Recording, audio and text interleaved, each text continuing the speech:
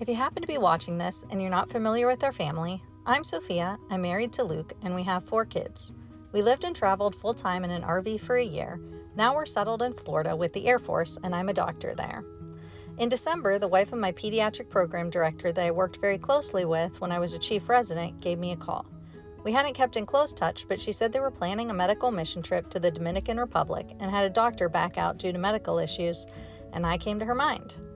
My husband Luke and I had went on a mission trip to El Salvador when we were in high school and always wanted our children to have a similar experience.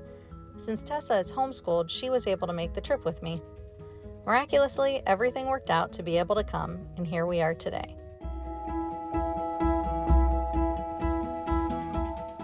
We finally landed in the DR, but ran into a little holdup at the Dominican customs. Apparently, they didn't like our suitcase full of medications. But the employees freely accepted our offerings of eye drops. All was well when we were met by friendly faces from the Makarios Foundation, and we drove to the group house we would be staying at for the week.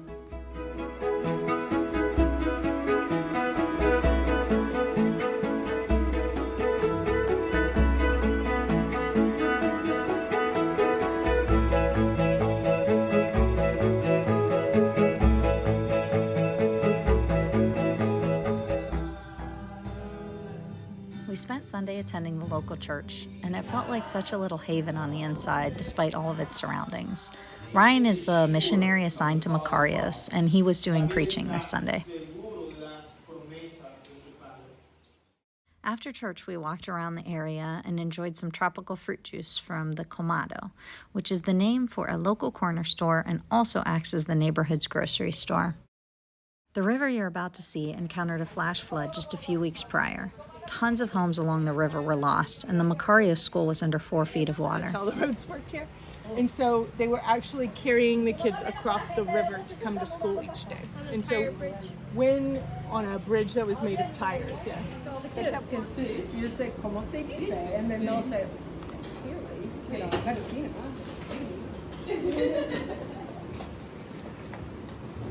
Thank you all.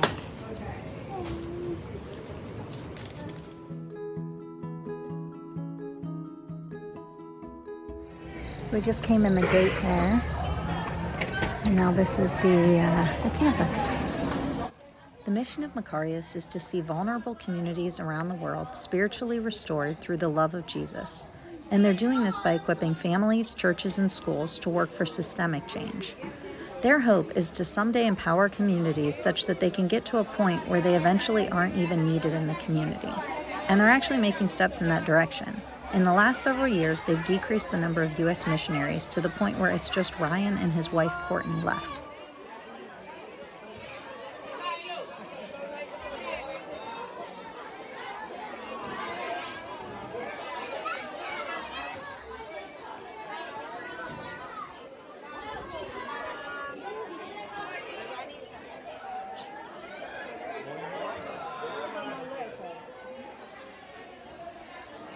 We're setting up for the clinic today now. This is the school kind of common area, and the kids are all getting breakfast. They all get 2 meals a day here. Day 1, we are about to get our first patient. She is helping out, like, actually with the patients. I will be with the little kids, but since there's no real kids right now, I'm helping out with the pharmacy. Yes, we have a little pharmacy tech here. Yep. This is our just kind of makeshift room setups that we have here with the bed on one side, and table in the background, and then we've got intake over here in the background. So yeah, here we go.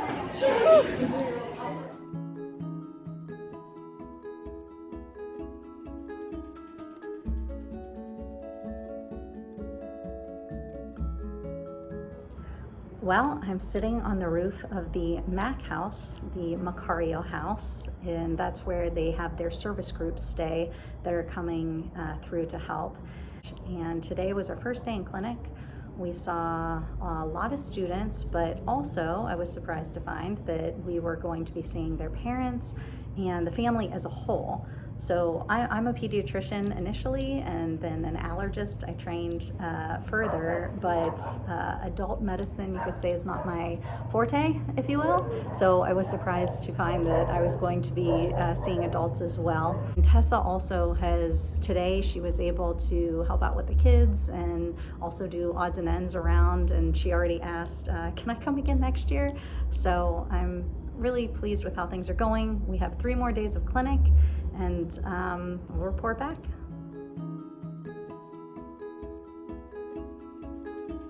I'm just sitting out on the porch here, which also doubles as a hallway, finishing up some coffee. I'm about to head out for a clinic day 2. The coffee here is kind of fun. It's got these cacao nibs mixed in with the grinds, and so it's got a little chocolate hint, and then they use evaporated milk for cream. We're gonna go introduce some of our team.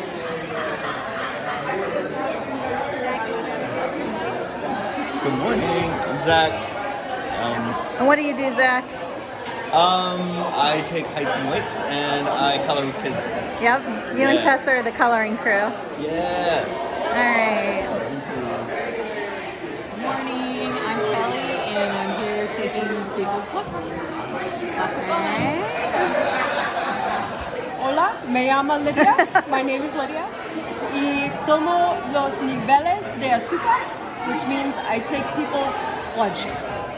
We are live with Matt. What do you do at this clinic? I take care of urgent prescription needs, medications to the people. What's your day job? My day job is a veterinarian, and so don't tell the pharmacy board. And We are live with the 3 doctors at the clinic. First, we have. Sophia Zari. What do you do? I am a doctor of all patients at the clinic. What is your favorite animal if you had to choose? I don't know. What is your name? My name is Kathleen Mack. What do you do at the clinic? Here at the clinic, I see kids, and apparently in the Dominican, I also see adults. What is your favorite animal? My favorite animal is a tiger. Okay. And where will you be practicing in 5 and 6 months? Oh yeah, Japan. Okay, moving on to. My name is Craig Borman. Okay. What do you do at the clinic? Here in the Dominican, I see babies through all ages, adults and everything. Okay. If you had to choose an animal. An aminal. Yeah, what's your What would favorite you choose? aminal? My favorite aminal is a house cat. We are here with the missionary family, and we are interviewing Adele. What would you say the biggest difference is from living in Ohio culture to Dominican culture? People just invite you into your home even if you're a stranger. Interesting. Okay, now what would your answer be? It's more hot here and colder in Ohio. Oh, so what's your name? I forgot to ask. Elise. Okay, what's your name and the biggest difference? Yeah, my name's Ryan, and I would say the biggest difference, just that everybody can be outside all year round, and they can build friendships outside. And I feel like when I'm in Ohio, and it's February, then I just go in my house and shut the door, and I don't really see my neighbors much. But I get to see my neighbors all year. Ah, yes, okay. Your name and the biggest difference? Hi, I'm Courtney. The biggest difference for me has to do with time. Essentially, in the Dominican Republic, it's not a huge value part of their culture, and so oftentimes they run late to things, or things happen on what we call Dominican time, which is much different than what you would see in Ohio. Okay, your name and the biggest difference? My name is Ava, and I would say the biggest difference is how accepting people are. Like they're just as like my sister said, they'll just welcome you in. They're willing to interact with you, and just even if they don't know you, even if it's a different language, like they want to interact with you and learn about you. Is there anything else you'd like to share about Makarios? I would like to share that I feel like our family has been very welcomed in a very warm way. Even though we're not from here, they treat us like their friend. We feel like we have very deep friendships here, and we are just glad to be surrounded by a community of Christians out there serving the Lord, and it is an encouragement to us and our family each day to be a part of Makarios. Thank you for your time. We are back at the Mac House, and we will be talking to students to improve their knowledge of English. Over and out. Like, what are your steps? Because I feel like Asian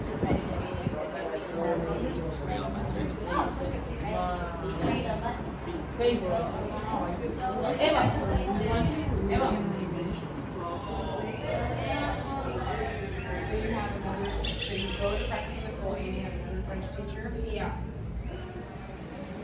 like how some art is cultural and some is realistic.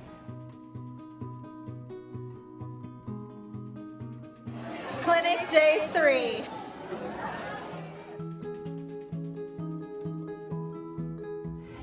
We just took our break for lunch and now we are going to be doing clinic again. So I don't have much time to talk, but we got to hear some more about the bigger mission of Makarios, and it's really cool. So we're bring it up later. For now, we are off to see some more patients. So initially I was under the impression that Makarios was limited to one location, but over lunch we learned about how their reach is so much further.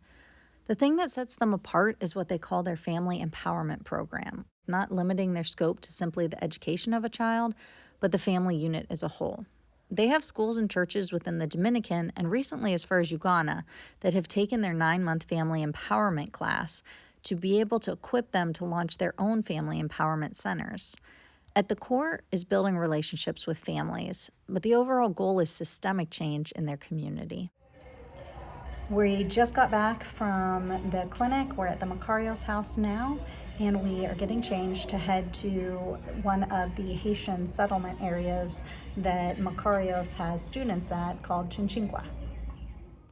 Before coming here, I really had no idea about the complex social situations between the Dominicans and the Haitians. We learned that it goes all the way back to the war that earned the Dominican Republic its freedom from Haiti.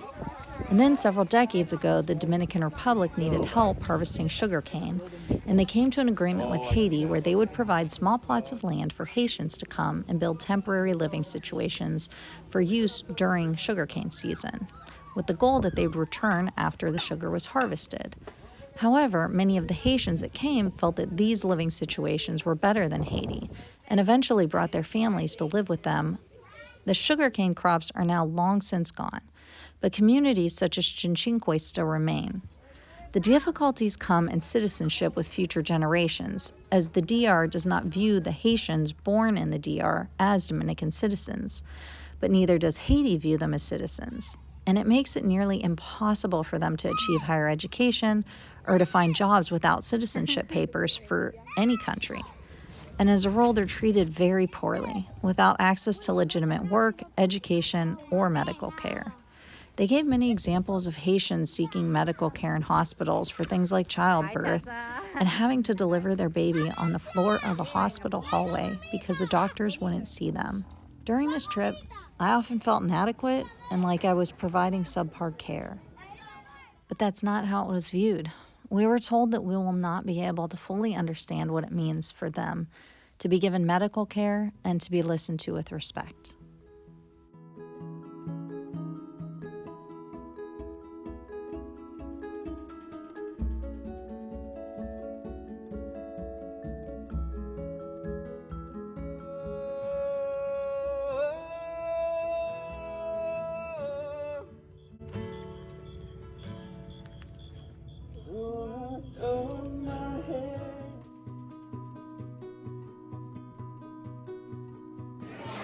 This is our last day at the clinic.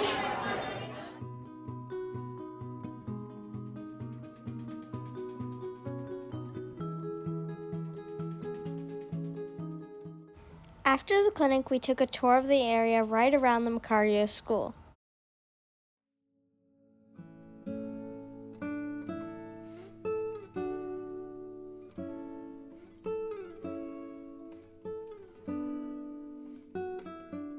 I love animals, so one of my favorite parts is seeing the kitties. Oh, it's such a cute kitty. Can we keep it? No.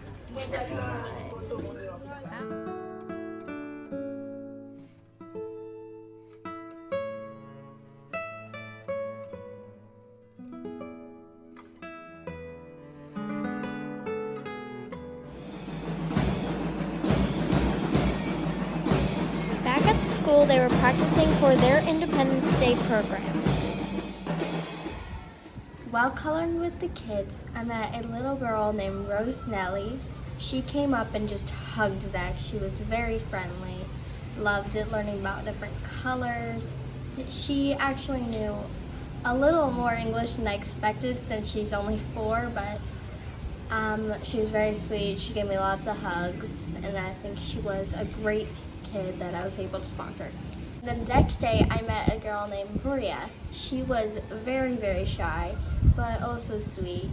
She came up and colored with me for a while, and she gave me a hug throughout that, which felt very special since she wasn't talking much, but she was another great kid to sponsor. I got to go to Rose Nelly's and Maria's house, which is called a home visit. Both of their houses, there was their walls were made out of wood and metal, and there was a bunch of random things, and their clocks I saw didn't work. Sunlight was coming in through a lot of the holes in the window. It really gave me a new perspective about the conditions that these children were living in, but they were both still so happy where they were.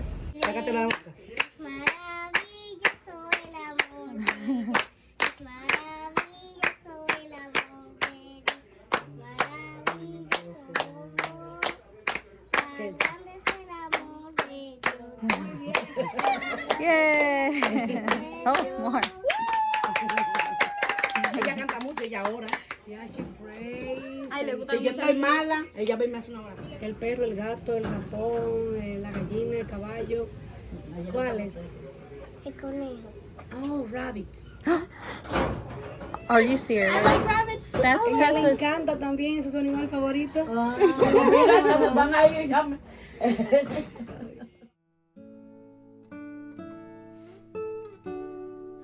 Yesterday was our last day at the clinic. We got to go to Courtney and Ryan's house where we had dinner. They had a pool and some cute little puppies. And today we are going to the beach.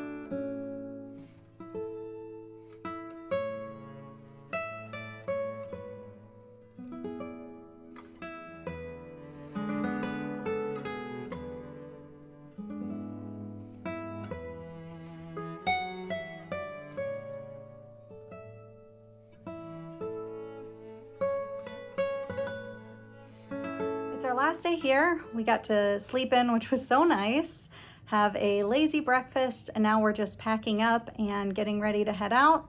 We have to leave around 2:30 and our flight is at 4.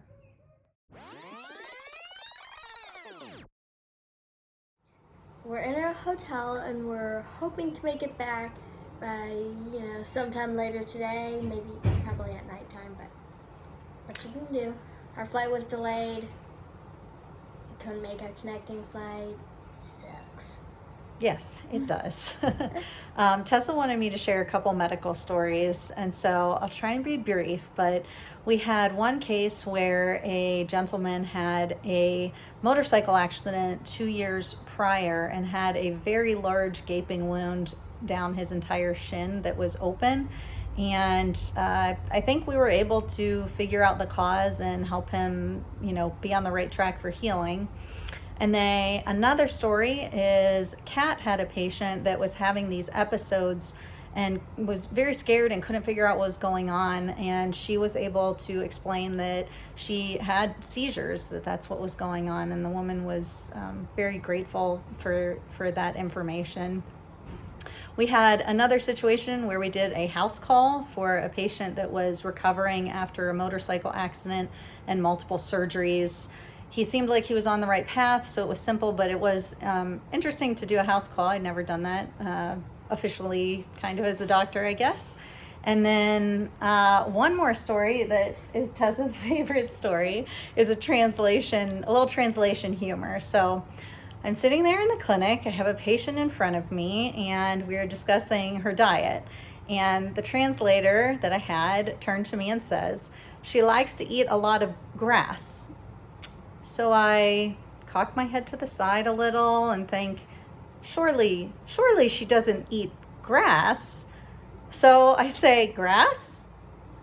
Yes, she likes to eat grass. I had remembered somewhere that grasse meant fat, and so I said, did you mean fat? And she realized her translation error, and we just started cracking up because she didn't even know what grass was. So when I explained to her that it's the short, green stuff on the side of the or whatever in a field, she was just dying. She's like, she's not a cow. Anyway, we had a good laugh about that and told quite a few people that story at my translator's expense. So we hope to be home tonight. It's been a really, really fulfilling trip, I think, for me and Tessa. Yeah, but we are looking forward to being home.